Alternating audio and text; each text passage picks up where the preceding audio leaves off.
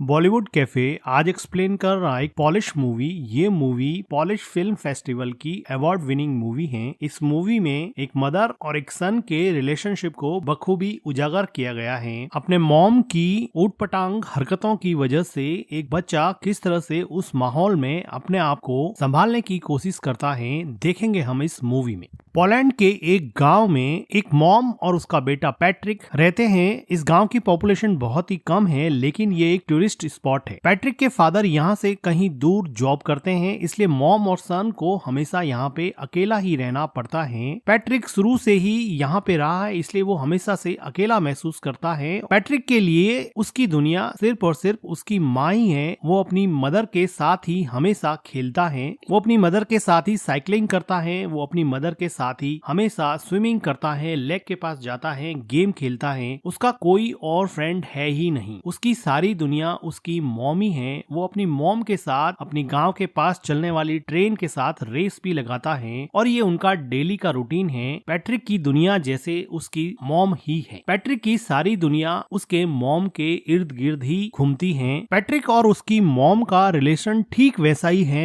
जैसा हर किसी बच्चे का अपनी माँ के साथ होता है। वात्सल्य से भरा और प्यार से भरपूर इस रिलेशनशिप में किसी और की कोई जगह नहीं थी। लेकिन पैट्रिक की जिंदगी में खलबली तब मच गई जब इस गांव में आसपास के सभी लोग समर वेकेशन की वजह से अपने बच्चों को लेकर पिकनिक मनाने आने लगे और अपना समर वेकेशन व्यतीत करने के लिए यहाँ पे रुकने लगे। पैट्रिक तो किसी से भी क्लोज यहाँ पे हो ही नहीं पाया, क्योंकि वो शुरू से ही अकेला रहा था। उसको किसी से फ्रेंडशिप करने में भी बहुत प्रॉब्लम होती है। लेकिन वो देखता है कि उसकी माँ अब रात को रोज घर से बाहर जाने लगी हैं। पैट्रिक ने शुरुआत में इन सब चीजों से कोई रिएक्ट नहीं किया। पैट्रिक की मॉम को रोज शाम को एक कॉल आता और वो पैट्रिक को घर में अकेला छोड़ के ही चली जाती। पैट्रिक काफी देर तक इंतजार करता। कभी उसकी मॉम रात को घर लौटती नहीं थी और कभी देर रात को लौटती थी। वो थोड़ा सा टाइम पैट्रिक के साथ स्पेंड करती थी, लेकिन पैट्रिक को कल का बहाना देकर कि कल मैं तुम्हारे साथ पूरा दिन व्यतीत करूंगी, और पैट्रिक को अकेला छोड़ देती। धीरे धीरे पैट्रिक अकेलेपन की वजह से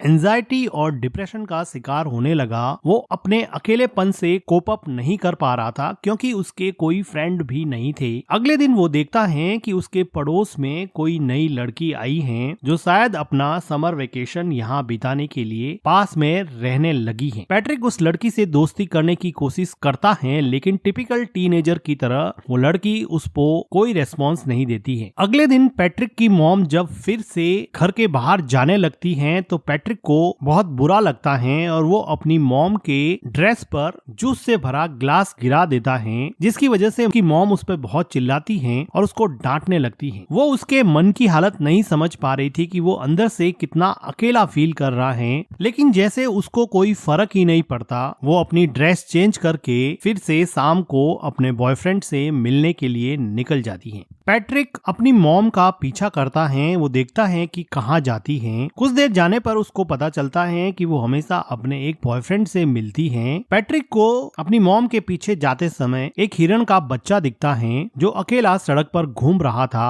ये डायरेक्टर का मेटाफर है कि किस तरह से हिरन के बच्चे को भी उसकी माँ ने अकेला छोड़ दिया है और वो इस सुनसान से जंगल में अकेला घूम रहा है, जैसे कि पैट्रिक भी अपनी माँ के बिना इस पूरे गांव में पूरे समर वेकेशन में अकेला पड़ गया है। पैट्रिक को हिरन के बच्चे को देख के जैसे कुछ सांत्वना मिली और वो अगले दिन नए दोस्त बनाने के लिए तैयार हो गया। वो पास में आई लड़की माइका से बात करने लगा और थोड़ी देर एक दूसरे से बात करने के बाद में वो दोनों एक दूसरे के दोस्त बन गए। माइका बताती है कि उसके पेरेंट्स का डिवोर्स हो चुका है। वो खुद भी बहुत अकेला महसूस करती है। अब माइका और पैट्रिक में काफी दोस्ती हो जाती है और अब पैट्रिक वो सारी एक्टिविटीज जो अपनी माँ के साथ किया करता था, साइकिलिंग करना, स्विमिंग करना और लेक के पास बैठ के टाइम स्पेंड करना, ये सारी चीजें अब वो माइका के साथ करने लगा। उसको माइका के साथ अब मजा आने लगा और अब वो अपने लोनलीनेस को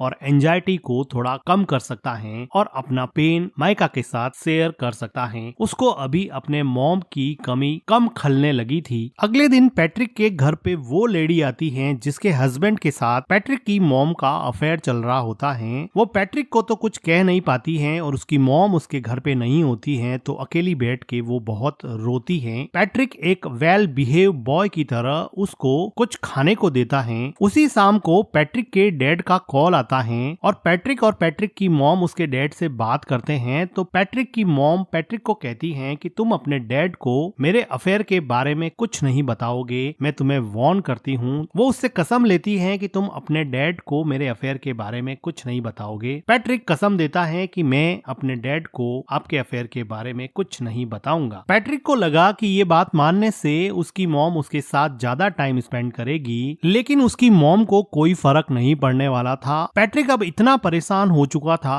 कि वो मेन डोर की कीज भी छुपाने लगा। वो अपनी मॉम को जाने से रोकने लगा, लेकिन उसकी मॉम उसको मार के उससे लड़ झगड़ के भी अपने बॉयफ्रेंड से मिलने जाती थी। पैट्रिक चाहे अकेला बैठ के कितना भी परेशान हो, उसको जैसे कोई फर्क ही नहीं पड़ता। पैट्रिक के लिए अब एकमात्र सहारा उसकी नई नई दोस्त माइका थी, जिसके साथ वो काफी टाइम स्पेंड किया करता था और यहाँ के पिकनिक स्पॉट लेक में स्विम करता और वहाँ पर गेम खेलता। लेकिन उसकी ये खुशी ज्यादा दिन चलने वाली नहीं थी, क्योंकि माइका को यहाँ पर एक उनकी उम्र से काफी बड़ा लड़का परेशान कर रहा था। ऐसा लग रहा था कि माइका इस लड़के से बहुत डरती है। पैट्रिक इतना छोटा था कि इस गैंग से माइका को बचाने के लिए वो कुछ भी नहीं कर पाया, लेकिन उसको मन ही मन बहुत हर्ट हुआ, क्योंकि वो लड़का माइका को वार्न कर रहा था कि तुम इस लड़के से नहीं मिलोगी, तुम सिर्फ मेरे से ही मिलोगी। उसी रात को पैट्रिक अपनी मॉम का जब पीछा कर रहा था तो वो देखता है कि माइका और वो बड़ा लड़का एक दूसरे के साथ काफी टाइम स्पेंड कर रहे हैं, जिसको देखकर पैट्रिक को लगा कि अब उसकी जिंदगी वापस से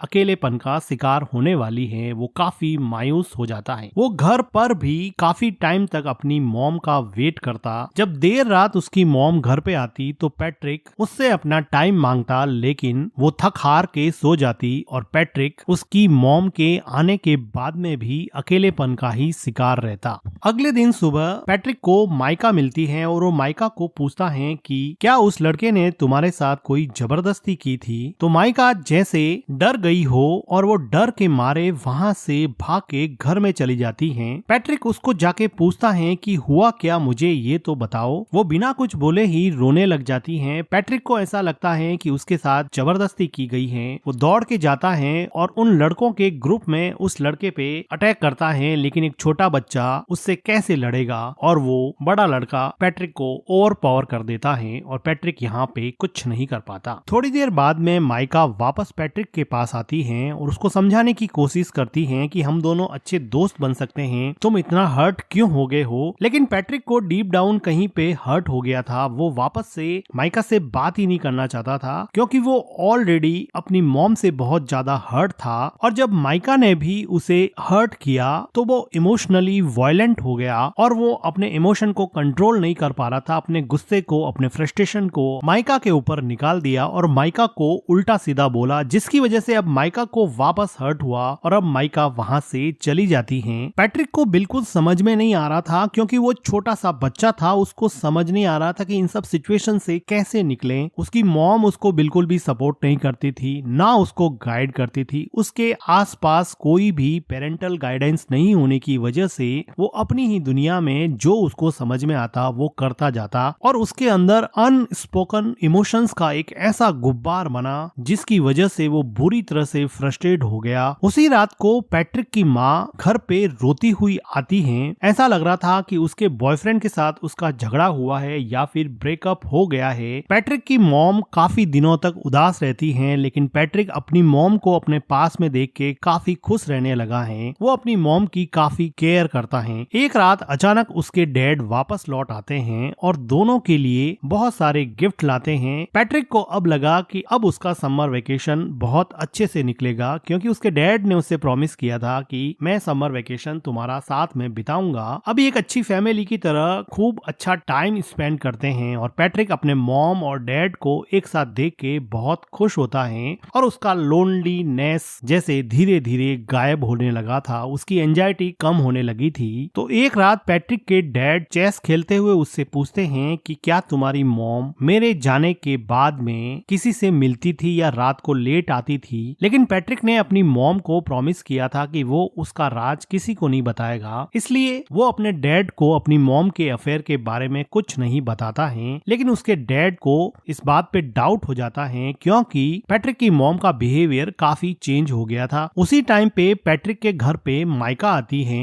और वो उससे बात करने के लिए कहती है। माइका के कहने पर पैट्रिक उसके साथ साइकिलिंग पे जाता है और लेक में स्विम करने के बाद में माइका उसको बताती है कि अब मेरा समर वेकेशन खत्म होने को है, मैं यहाँ से चली जाऊंगी। माइका को पैट्रिक को हर्ट करने पर काफी दुख लग रहा था, लेकिन पैट्रिक अब इसमें कुछ ज्यादा कर नहीं सकता क्योंकि अगर समर वेकेशन खत्म होगा तो माइका को जाना ही पड़ेगा। वो अपने घर पहुंचता है और वो देखता है कि सीढ़ियों पर वही लेडी जो थोड़े दिन पहले उसके घर आई थी वो सीढ़ियों से नीचे उतर रही है। वो अंदर जाके देख रहा है कि उसके डैड बाथरूम में बैठे बैठे रो रहे हैं। उसको समझ में आ जाता है कि उस लेडी ने उसकी मॉम के अफेयर के बारे में उसके डैड को बता दिया है, क्योंकि उस लेडी के हस्बैंड के साथ ही उसकी मॉम का अफेयर चल रहा था। तो इस बात से दुखी होके उसके डैड ने अब ये डिसाइड किया है कि अब वो यहाँ नहीं रहेंगे और वापस जॉब करने चले जाएंगे और शायद कभी वापस नहीं आएंगे। पैट्रिक की मॉम पैट्रिक के डैड को समझाने की कोशिश करती है, लेकिन जब आप रिश्तों की बुनियाद विश्वास को ही हिला देते हैं, ट्रस्ट को ही खत्म कर देते हैं, तो किसी भी इंसान को रोकना लगभग नामुमकिन सा हो जाता है। पैट्रिक के डैड अब यहाँ से चले जाते हैं। समर वेकेशन खत्म हो जाता है। अब पैट्रिक को स्कूल जाना होता है। पैट्रिक की मॉम पैट्रिक को तैयार करके स्कूल छोड़ने जाती हैं। वो दोनों सड़क पर चल रहे हैं, दोनों